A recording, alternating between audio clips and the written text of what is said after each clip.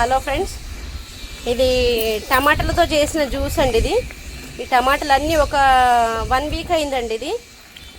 ఈ లిక్విడ్ ఇది మంచి ఫర్మెంటేషన్ అయిన తర్వాత దీంట్లో కాస్త బెల్లం వేసి పక్కకు పెట్టుకోవాలండి. ఒక 10 డేస్ అయిన తర్వాత ఇదిగోండి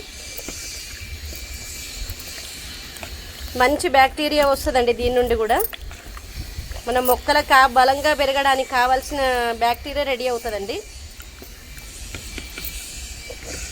మనం దీంట్లో కూడా కొంచెం బెల్లం వేయాలండి.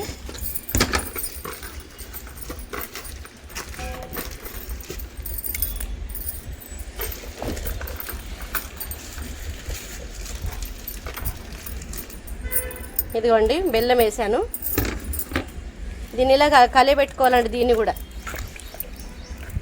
ఆ తర్వాత దీనికి కావాల్సినంత వాటర్ ఇచ్చేసి మనం చెట్లకు మొక్కలకు స్ప్రే రూపకంగా కానీ సాయిల్ అప్లై చేయడం కానీ సాయిల్కి అప్లై చేయడం కానీ చేసుకోవచ్చండి.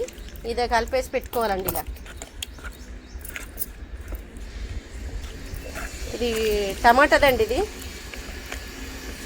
ఇందులో మనకు వీలవుతే కొంచెం నిమ్మకాయలు ఉంటే నిమ్మకాయలు కూడా వేసుకోవచ్చండి. ఓకే ఫ్రెండ్స్, ఈ వీడియో మీకు నచ్చితే లైక్ చేయండి, షేర్ చేయండి, సబ్స్క్రైబ్ చేయండి. Thank you friends.